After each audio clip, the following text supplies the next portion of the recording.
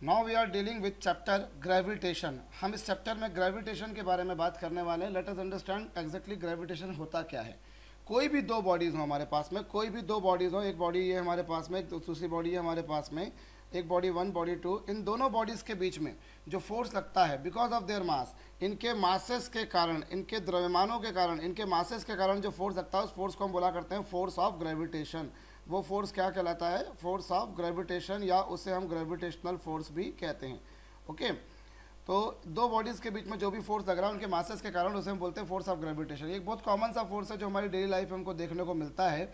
किस तरह से हम अगर मान लीजिए ज़मीन पर ग्राउंड पर किसी भी ऑब्जेक्ट को ग्राउंड पर से किसी भी ऑब्जेक्ट को छोड़ें, अगर मान लीजिए कुछ हाइट पर से हम किसी ऑब्जेक्ट को छोड़ें तो ऑब्जेक्ट सीधा कहाँ गिरना है? वो नीचे ही गिरना है। हमने मान लीजिए सपोज यहाँ से इस ऑब्जेक्ट को छोड़ा तो ये ऑब्जेक्ट नीचे गिर जाएगा। इसी तरह से कोई भी दो स्टार्स जो होते हैं वो एक दूसरे पर अट्रैक्शन का फोर्स लगा रहे हैं। जितने भी प्लैनेट्स हैं वो सन पर ग्रेविटेशन का फोर्स लगा रहे हैं। जो अर्थ है, अर्थ के चारों ओर मून घूम रहा है, अर्थ के चारों ओर मून अगर घूम रहा है तो वो क्यों घूम रहा है? ग्रेविटेशन के कारण। तो कोई भी दो बॉडीज़ के बीच में उनके मासेस के कारण जो फोर्स लगता है उस फोर्स को हम बोला करते हैं ग्रेविटेशनल फोर्स या फिर फोर्स ऑफ ग्रेविटेशन। और ये जो फिनोमेना है ये फिनोमेना कहलाता है ग्रेविटेशन।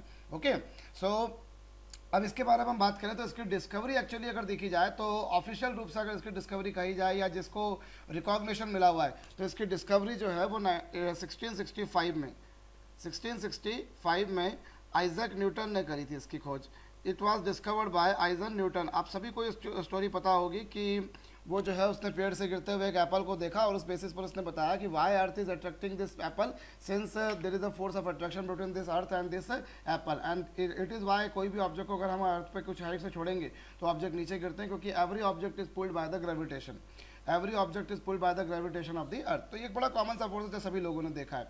तो कोई भी दो बॉडीज़ के बीच उनके मास के कारण जो फोर्स लगता है उसे हम बोलते होते हैं फोर्स ऑफ ग्रेविटेशन या ग्रेविटेशनल फोर्स। और अब यहाँ पर मैं एक और बात बताऊँ, जनरली एक बहुत बड़ा सा मिसकॉन्सेप्शन लोगों के दिमाग में रहता है कि gravitational force is always of attraction nature. Gravitational force जो रहता है वो हमेशा अट्रैक्शन नेचर का रहता है। ऐसा नहीं है। There are few cases, very few cases, in fact I must say ऐसे बहुत कम से केसेस आपको मिलेंगे जिनमें ग्रेविटेशन फोर्स अट्रैक्शन का नहीं होगा, जिनमें ग्रेविटेशन फोर्स रिपल्शन का होगा। सपोज अगर मान लीजिए मैं एक बीकर में मैं पानी लूँ, ये हमने सपोज इस बीकर में पानी भरा और पानी में मैं दो ऑब्जेक्ट्स को लेकर जाता हूँ। एक आयरन का पीस लेकर जाता हूँ मैं, ये क्या लेकर गया मैं? आयरन, ठीक है। और दूसरा ऑब्जेक्ट जो मैं लेकर जाता हूँ एक लकड़ी का टुकड़ा लेकर जाता हूँ, ये वुड लेकर गया मैं इसमें। अब इनमें से देखिए, इनमें से आप सब जानते हैं कि जो आयरन होती है वो पानी से भारी होती है। Iron is heavier than water and would is lighter than water. अगर मैं किसी लिक्विड में ऐसे किन्हीं भी दो ऑब्जेक्ट्स को लेकर जाऊँ जिनमें से एक वाटर से भारी है और दूसरा जो है वो लिक्विड से हल्का है, तो उस कंडीशन में ये दोनों ऑब्जेक्ट जो है एक दूसरे को रिपल करेंगे, नाट की अट्रैक्ट करेंगे। There will be a repulsive force. इन दोनों के बीच में जो फोर्स रहेगा, इस आयरन पीस ने वुड को रिपल करना है और वुड पीस ने आयरन को रिपल करना है। There will be a repulsion force.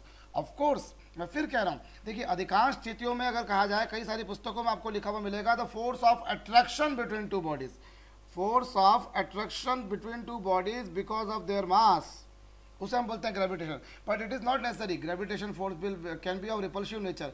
बहुत कम केसेस हैं, शायद 0.1%, शायद 0.01% cases you will find where gravitational force is of repulsive nature. जैसे मैंने आपको बताया, अगर मैं किसी लिक्विड में ऐसे किसी भी दो ऑब्जेक्ट्स को लेके जाऊं, नॉट नेसेसरी लिक्विड, किसी भी मीडियम में मैं अगर ऐसे कोई दो ऑब्जेक्ट्स लेके जाऊं between which one is heavier than water and other is lighter than water, you will find they repel each other. In this condition there will be a force of repulsion, not the force of attraction. So I must say gravitational force in few cases is of repulsive nature as well.